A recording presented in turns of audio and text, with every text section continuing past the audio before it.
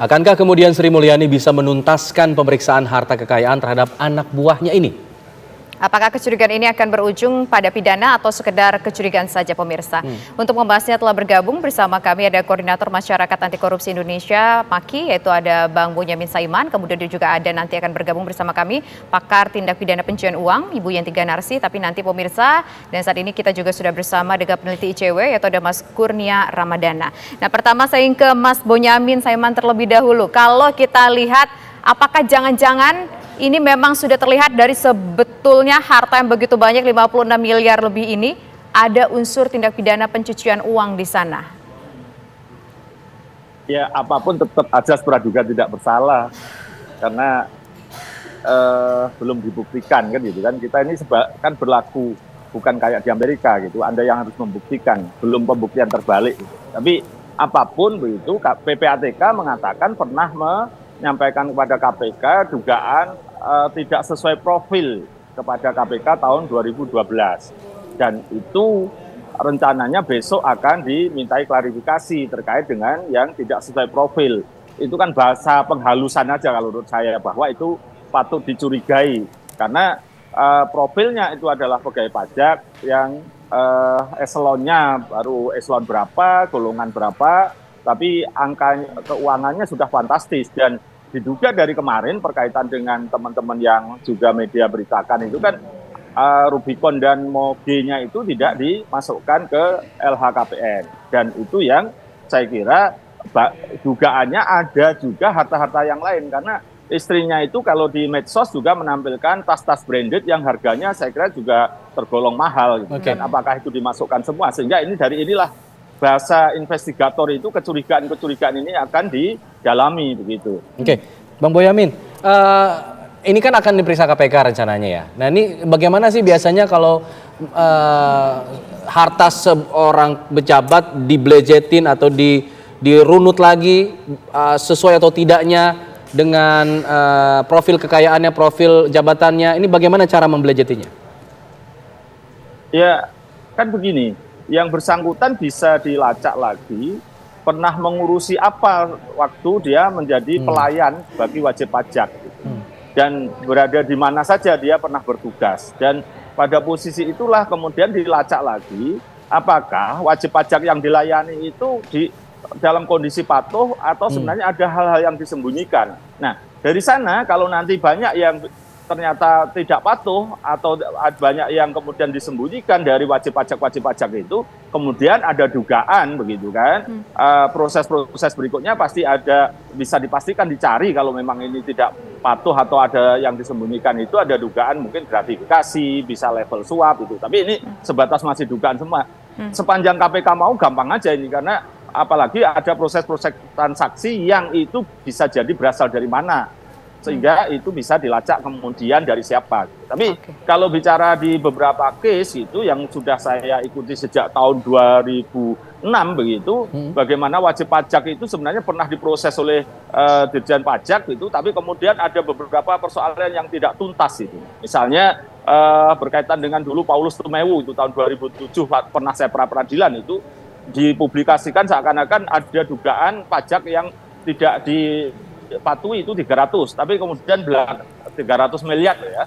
Tapi belakangan kemudian cukup ternyata hanya 7 gitu. 7 denda 4 kali ketika kemudian muncullah angka 28 miliar, dan dari yang bersangkutan pernah ditahan kemudian dikeluarkan dan dihentikan penyidikannya gitu. Jadi itu misalnya proses-proses yang menurut saya tidak tuntas itu. Juga dulu ada pra-peradilan terhadap Permata yang dilakukan oleh Permata Hijau Sawit gitu, karena terlalu lama kemudian malah gugat pra-peradilan dan dikabulkan, sehingga ini negara seakan-akan kalah gitu. Dan proses-proses berikutnya misalnya yang baru aja ini perusahaan tambang batu bara itu harganya naik 10 kali lipat, tapi kenyataannya keuntungan itu angka 100 miliar, sama dengan dulu masih harga rendah gitu.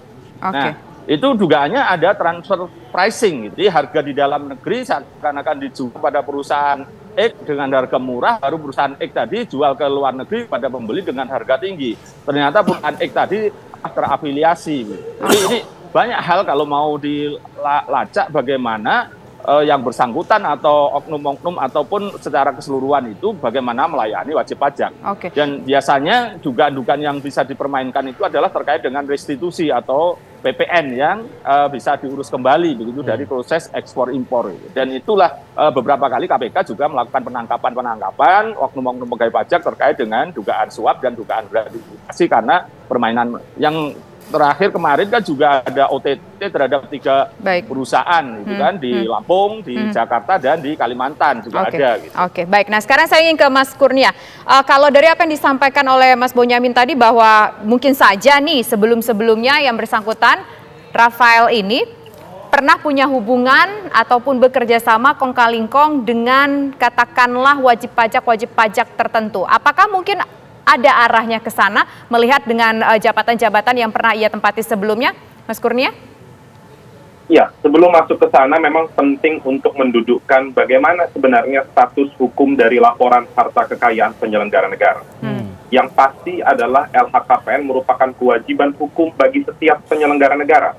Namun yang kerap kali terlewat, dan ini saya mau kaitkan dengan Kementerian Keuangan, karena selama ini Kementerian Keuangan selalu membangga-banggakan 5 tahun terakhir seluruh pegawainya patuh LHKPN.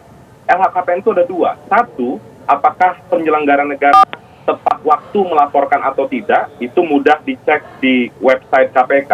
Tapi permasalahan kedua yang paling signifikan adalah apakah dokumen yang diberikan kepada KPK adalah dokumen yang jujur, dokumen yang sebenar-benarnya. Dan kalau kita kaitkan dengan permasalahan Rafael hari ini, ada peningkatan 35 miliar rupiah selama kurun waktu 10 tahun. Sehingga harta kekayaannya fantastis 50 miliar rupiah. Kalau kita mengacu pada pertanyaan tadi, yang harus dikoreksi saat ini, yang dimintai pertanggungjawaban dalam konteks instansi negara adalah Komisi Pemberantasan Korupsi.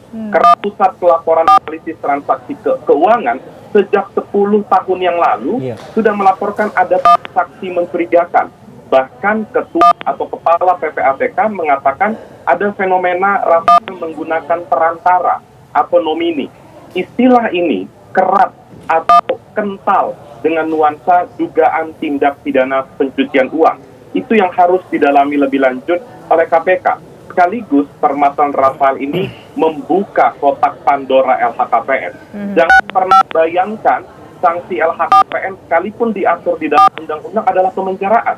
Karena sampai detik ini pembentuk undang-undang kita, pemerintah dan DPR hanya meletakkan sanksi administratif bagi orang-orang yang melanggar. Itu pun tidak pernah transparan disampaikan kepada masyarakat.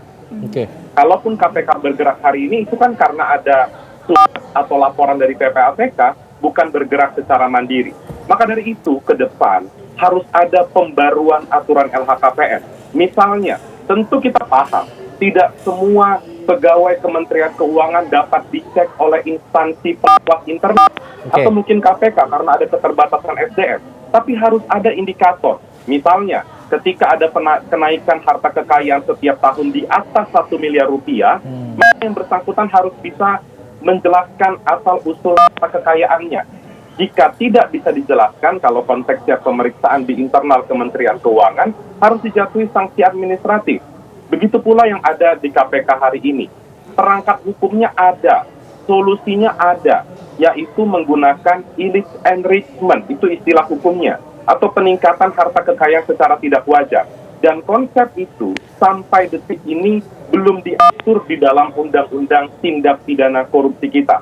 Jadi ke depan, kalau tidak ada pembaruan regulasi LHKPN, maka akan ada Rafael selanjutnya dan kita tidak mampu untuk mengatasi lebih lanjut dan secara komprehensif. Demikian. Mas Kurnia, tadi kan Anda katakan KPK kemungkinan tidak akan bisa memeriksa semua pejabat atau semua pegawai dari Kementerian Keuangan begitu. Nah, kalau kita lihat jabatan dari seorang Rafael Alun ini, dia kan seorang kabak umum di sana ya, kepala bagian umum, yang kemudian baru dilantik 2020 yang lalu. Lalu mencurigakannya kan artinya apakah harus juga diperiksa kepala bagian yang lain, kepala Kakanwilnya misalnya, atau deretan-deretan jajaran yang lain, untuk kemudian supaya fair untuk pemeriksaannya? Maka dari itu, indikator yang harus digunakan oleh petugas LHKPN di KPK adalah peningkatan harta kekayaan tidak wajar. Misalnya, kenaikan di atas 1 miliar rupiah, maka KPK bisa memanggil yang bersangkutan untuk meminta penjelasan lebih lanjut.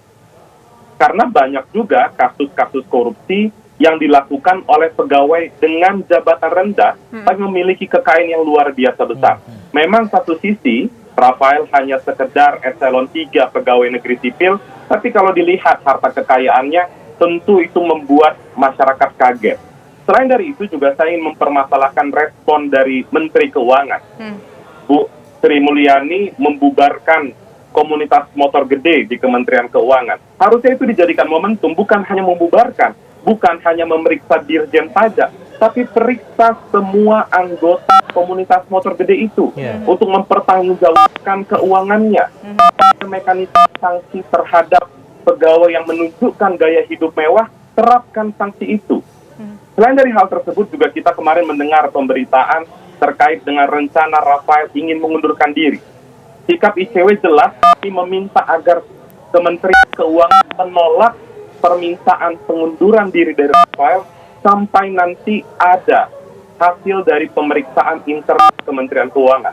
Jangan sampai justru permintaan pengunduran diri ini dijadikan alasan agar yang bersangkutan terbebas dari sanksi administratif. Karena kalau sanksi hukum, apapun status kepegawaiannya, KPK tetap bisa mencari tahu lebih lanjut. Oke, baik. Nanti kita akan lanjutkan kembali perbincangan kita, tapi usai jeda berikut pemirsa, kami kembali sesaat lagi.